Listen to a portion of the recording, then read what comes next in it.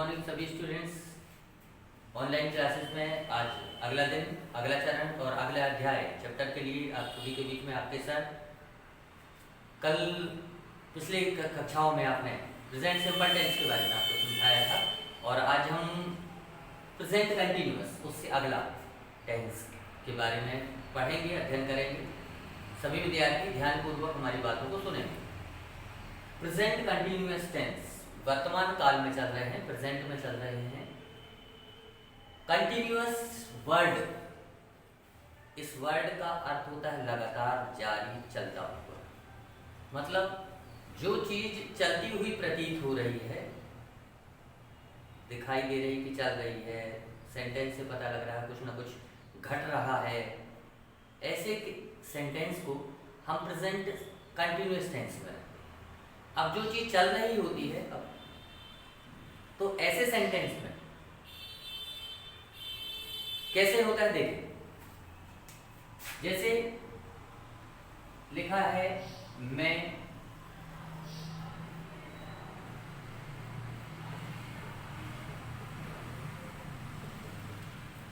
गीत गा रहा हूं। Look at this sentence.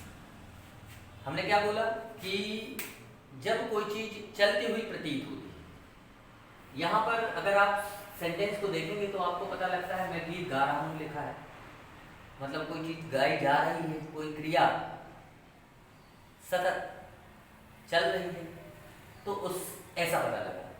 अब ऐसा पता लगने से बस से काम नहीं बनेगा, बात पूरी कब होगी। हम ये देखें कि जब कोई ऐसा सेंटेंस होता है तब उसके अंत में ये लिखा हुआ आता है। अब ये बस नहीं बल्कि लिखा होता है रहा है, रही है, रहे।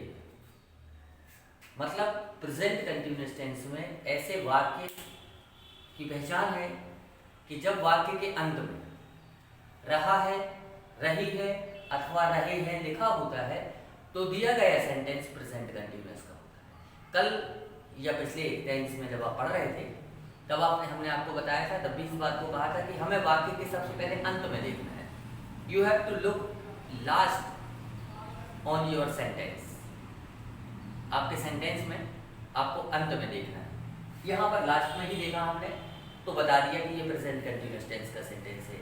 या लास्ट वर्ड में यह कह सकते हैं कि जिस वाक्य के अंत में रहा है, रही है अथवा रहे हैं आता है, ऐसा वाक्य, ऐसा सेंटेंस प्रेजेंट कंटिन्यूअस टेंस का होता है। अब जब आपने पहचान लिया कि सेंटेंस प्रेजेंट कंटिन्यूअस का है तो उसमें इस स्ट्रक्चर का यूज करेंगे। सबसे पहले सब्जेक्ट, परिचय हो चुका है आपका सब्जेक्ट क्या होता है। सब्जेक्ट के साथ आपको यूज करना है इज, एम या are helping verb. Helping verb Hindi में सहायक क्रिया कहते हैं, इंग्लिश में हेल्पिंग वर्ब कहते हैं, इज, एम और आर। उसके बाद मेन वर्ब जो होगी वह फर्स्ट फॉर्म में होगी। मेन वर्ब मुख्य क्रिया, इसको हमें फर्स्ट फॉर्म में लिखना है, प्लस इसमें आईएनजी जुड़ जाएगा। मतलब जो मेन वर्ब फर्स्ट फॉर्म में लिखी होगी तो उसमें क्या जोड़ देंगे हम, आईएनजी जोड़ देंगे। जैसे यहाँ पर गो लिखा होता तो उसमें आईएनजी जोड़ देते तो वो क्या बन जाता, गोइंग बन जाता। इसी प्रकार अब आगे लिखा जाएगा ऑब्जेक्ट और उसके बाद भी यदि कुछ बचता है तो अदर वर्ड। तो ये सेंटेंस होगा प्रेजेंट कंटिन्यूअस टेंस का स्ट्रक्चर है ये। जब भी कभी कोई वाक्य में आपको कहीं और नहीं देखना, सबसे पहले शुरुआत ही लास्ट से करनी है। कुछ भी सेंटेंस आए you have to look last, आपको लास्ट में देखना है कि जब किसी वाक्य में लास्ट में रहा हूं, रहे हैं लिखा हो, समझ जाना ये वाक्य प्रेजेंट कंटिन्यूअस का है। अब सेंटेंस प्रेजेंट कंटिन्यूअस का हो गया, मतलब स्ट्रक्चर कौन सा लगा दें, इस स्ट्रक्चर का प्रयोग कर दें। इस स्ट्रक्चर का प्रयोग करके हम सेंटेंस को क्रिएट कर सकते हैं। अब देखो ये वाला सेंटेंस हमको ट्रांसलेट करना है, इंग्लिश में ट्रांसलेट करना है। कैसे करेंगे, सबसे पहले देखो क्या चाहिए, सब्जेक्ट चाहिए। ठीक है, सब्जेक्ट इसमें है मैं, करता मतलब करने वाला कौन है, इसमें मैं है, इसलिए मैं इसका सब्जेक्ट है तो मैं को बोलते हैं आई, तो ये लिख दिया आई, हो गया। अब यहाँ पर देखो हेल्पिंग वर्ब लिखी है इज, एम और आर। तो आई के साथ जो होता है वो एम हेल्पिंग वर्ब लगती है हमेशा, इज नहीं लगाते आई के साथ, या इसके साथ आर का यूज नहीं करते, बल्कि आई के साथ हेल्पिंग वर्ब कौन सी यूज करेंगे, एम यूज करेंगे। तो देखो अब ये एम लिखते हैं, ये एम लिखते हैं, ठीक है, तीनों में से हेल्पिंग वर्ब एक चुन ली हमने, एम हो गया। अब क्या है देखें, मेन वर्ब फर्स्ट फॉर्म, मतलब मुख्य क्रिया का पहला रूप। अब मुख्य क्रिया कौन सी, कैसे पता लगे कौन सी क्रिया हो रही है, हमको वर्ब का ज्ञान कैसे पता होगा, इस सेंटेंस में कौन सी क्रिया हो रही है, तो बोले गाने की क्रिया हो रही है, ये ठीक। तो मतलब गाना एक वर्ब है, गीत और गाना दोनों अलग है, गीत को सॉन्ग बोलते हैं और ये गाने को सिंग बोलते हैं। सिंग मेन वर्ब की फर्स्ट फॉर्म है, इसका सेकंड फॉर्म होता है सैंग और इसका थर्ड फॉर्म होता है संग। तो हमें मुख्य क्रिया का कौन सा फॉर्म चाहिए, फर्स्ट फॉर्म चाहिए, तो हम लिखेंगे यहाँ पर सिंग, आई सिंग, हो गया। अब उसमें क्या जोड़ते देखें, आई एन जी, तो यहाँ लिख दिया I N G, I am singing. अब लास्ट में क्या बचा, ऑब्जेक्ट, तो ये भी हो गया, ये भी हो गया, ये भी हो गया। अब बचा क्या, सॉन्ग, आ सॉन्ग। यहां पर देखो हमने आ लगा दिया, आर्टिकल का प्रयोग किया है, जबकि वहां पे आ तो नहीं लिखा। अब कैसे अंदाज सोचना है कि आ क्यों लग गया, दरअसल ए और एन का अर्थ एक से निकलता है, ए और एन का जब भी कोई अर्थ निकलता है वो एक से निकलता है, भले वो एक लिखा हो या ना लिखा हो। कैसे पता लगे कि एक लिखा है कि नहीं, है कि नहीं। अब एक बार में गीत कितने गाएगा, मैं गीत गा रहा हूं, तो एक बार में 6 गीत तो नहीं गा रहा हूं, या 2 गीत तो नहीं गा रहा हूं, एक बार में कितने गीत गाऊंगा, एक ही गीत गाऊंगा। इसलिए उस वर्ड के लिए ये कॉन्सोनेंट का साउंड आ रहा है, इसलिए यहां पर यूज कर लिया ए, I am singing a song, मैं गीत गा रहा हूं। ओके, अगला सेंटेंस, ये फर्स्ट सेंटेंस था आपका।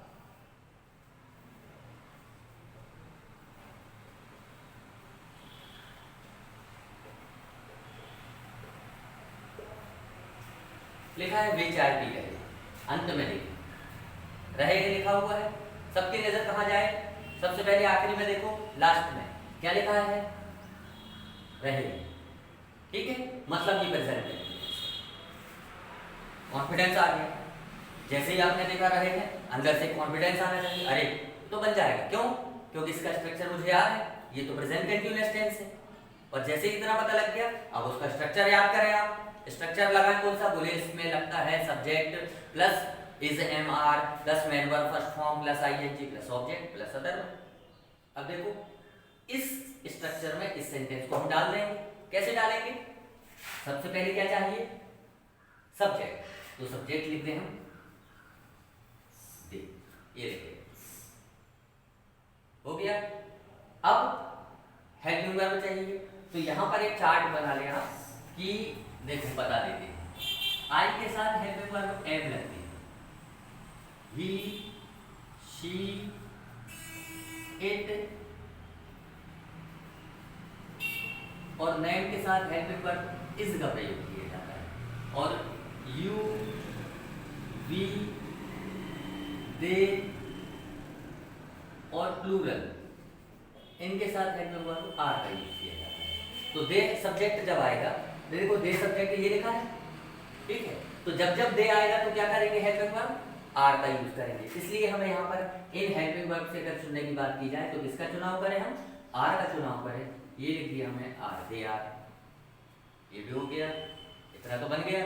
अब देखो अब क्या चाहिए, मेन वर्ब फर्स्ट फॉर्म में चाहिए, मेन वर्ब फर्स्ट फॉर्म में टेक, पीना, पीने को क्या बोलते हैं, टेक, पीने को क्या बोला जाएगा, टेक, तो ये लिख दिया हमने टेक, लिख गया। अब उसमें क्या जोड़ना है, आईएनजी। जब आईएनजी जोड़ते हैं जब किसी वर्ब में आखिरी में ई लिखा हो, ध्यान देंगे, अगर किसी वर्ब में आखिरी में ई लिखा होता है और उसमें हम आईएनजी वाला सफिक्स जोड़ते हैं तो आखिरी ई को हटा दिया जाता है, तो इसलिए हम यहाँ से आखिरी ई को हटा देंगे और इसकी जगह पे क्या लिख देंगे, आईएनजी लिखा, टेकिंग हो गया, दे आर टेकिंग। अब क्या पी रहे हैं, चाय पी रहे हैं, तो चाय को सब लोग जानते हैं, टी बोलते हैं, ये लिख दिया हमने T, they are taking. Is that clear, ठीक है। एक और सेंटेंस देखिए,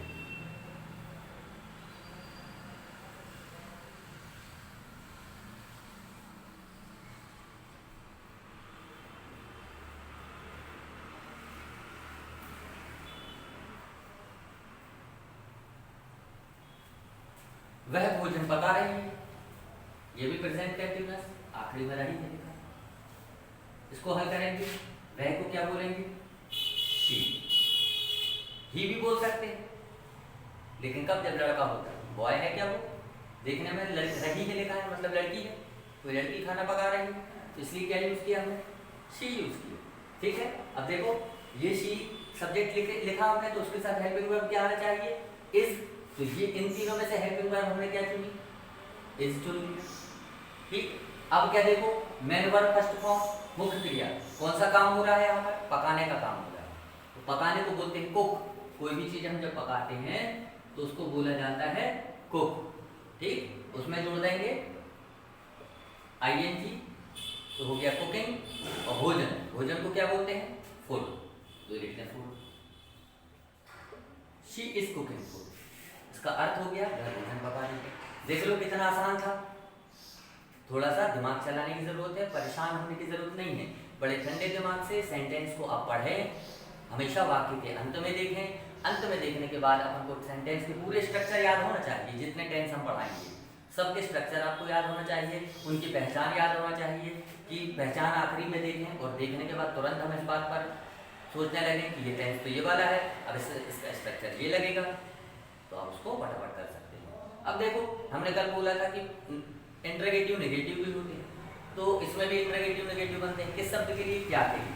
देखें यहाँ पर अगर सेंटेंस में ऐसा लिख दूं, क्या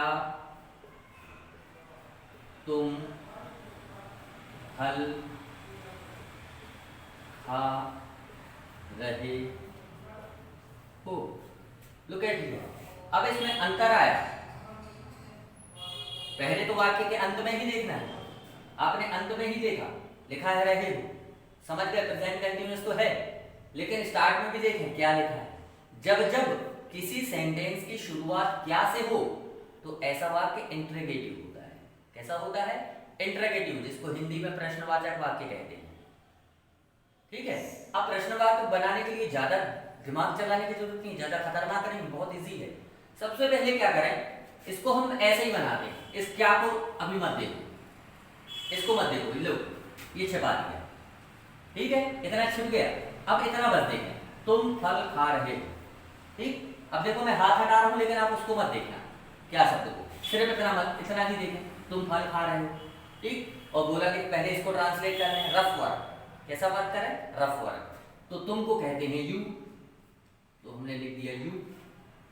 ठीक, अब यू के साथ देखो क्या हेल्पिंग वर्ब लगती है, यू लिखा है ये, उसके साथ हेल्पिंग वर्ब क्या लगी, आर, तो हम यहाँ पर क्या यूज कर रहे हैं, आर, हेल्पिंग वर्ब हो गई।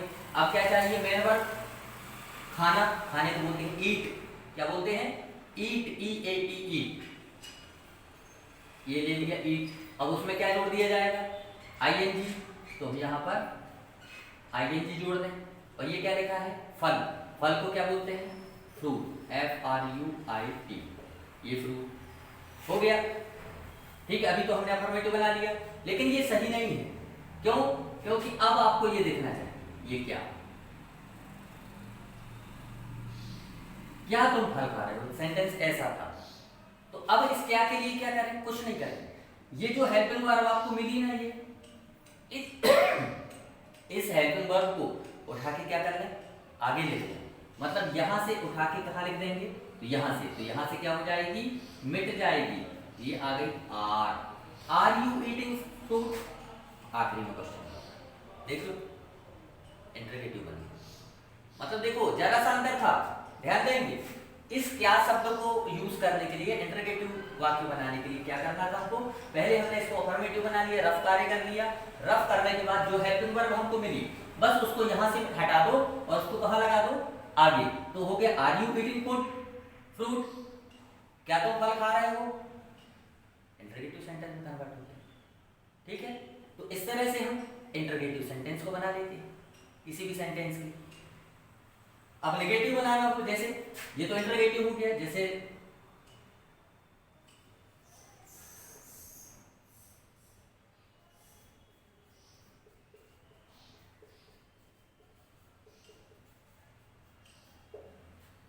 हम नहीं सो रहे हैं, अब नहीं से समझ जाओ कि नेगेटिव, जब जब किसी सेंटेंस में नेगेटिव वर्ड नहीं आए तो उसको समझ जाएंगे, नहीं शब्द आए तो नेगेटिव सेंटेंस है। इसको कैसे करेंगे?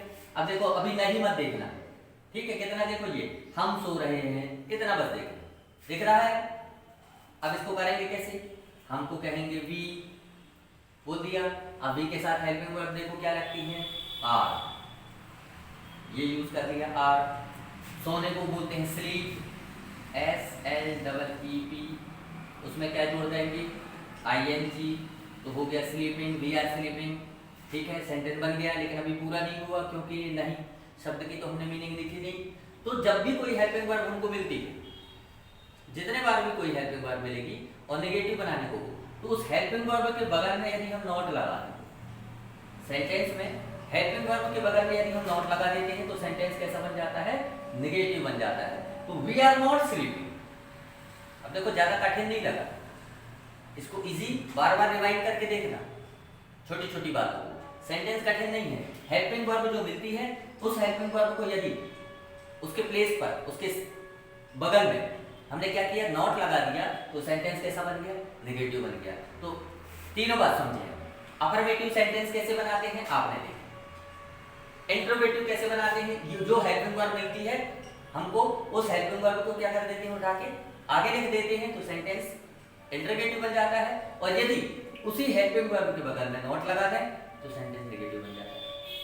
तो ये रहा प्रेजेंट कंटीन्यूअस टेंस की। इस तरह से हम प्रेजेंट कंटीन्यूअस टेंस के वाक्यों को हल करते हैं। अब सभी बच्चे होमवर्क नोट करेंगे, वीडियो को जितने बार भी आप देखें, जो चीज समझ में नहीं आए उनको पास करना है। एक बार वीडियो पास कर लेंगे और पास करने के बाद वीडियो को देखेंगे, और ये जितना भी वर्क आपको करा रहे हैं, इन्हें अपनी फेयर कॉपी में आपको नोट करना है। फेयर कॉपी में नोट करते जाएंगे। होमवर्क जब आपको दिया जाता है, जो होमवर्क आपको दिया जाता है, उसको स्कूल में आपको वापस उसकी फोटो खींचकर स्कूल में सेंड करना है। यहाँ पर रिकॉर्ड आपका रखा जाता है कि किसने आज होमवर्क भेजा और किसने नहीं भेजा। जो विद्यार्थी रेगुलर एब्सेंट रहेगा, रेगुलर वीडियो नहीं देखेगा या होमवर्क करके सेंड नहीं करेगा, ऐसे बच्चों को फिर बाद में पनिशमेंट मिलेगी। तो ध्यान रखें कि सभी स्टूडेंट्स अपने अपने होमवर्क डेली ध्यान से पढ़ेंगे, पूरे टाइम देंगे, पूरी तैयारी करेंगे। अभी हम चैप्टर भी स्टार्ट करेंगे, इसके बाद तो चैप्टर को भी लर्निंग करेंगे और उनका होमवर्क प्रिपेयर करेंगे। तो देखिए होमवर्क आपका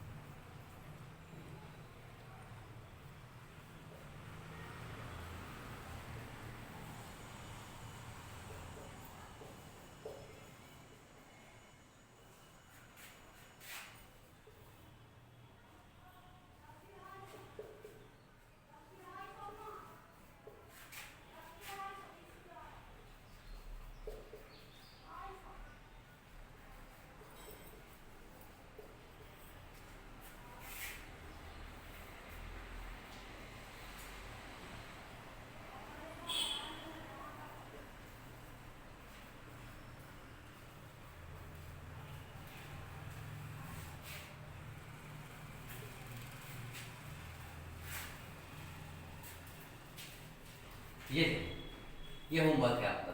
वह पत्र लिख रहा है, तुम मैदान में खेल रहे हो, क्या वे स्कूल आ रहे हैं, मैं नहीं खेल रहा हूँ, वह पेड़ पर चढ़ रहे हैं। अब इसके लिए आपको वर्ब बता देते हैं। लिखने को राइट बोलते हैं, इसका सेकंड फॉर्म रोट होता है, इसका थर्ड फॉर्म रिटर्न होता है। खेलने को प्ले बोलते हैं, play, played, played, first form, second form, third form. आने को बोलते हैं कम, फर्स्ट फॉर्म, कम, कैम, कम, ठीक है। फिर खेलने का बता चुके हैं। चढ़ना, चढ़ने को बोलते हैं climb, CLIMB, CLIMB, climb. Climb का मतलब चढ़ना। वर्ब की सेकंड फॉर्म होती है क्लाइंब और इसकी थर्ड फॉर्म भी होती है क्लाइंब। तो सभी बच्चे इस होमवर्क को अटेम्प्ट करेंगे और अटेम्प्ट करने के बाद वापस हमको रिटर्न इसको सेंड करेंगे। आज के लिए इतना ही। अगले वीडियो में अगली क्लास में आपसे बात करेंगे। जय हिंद, जय भारत।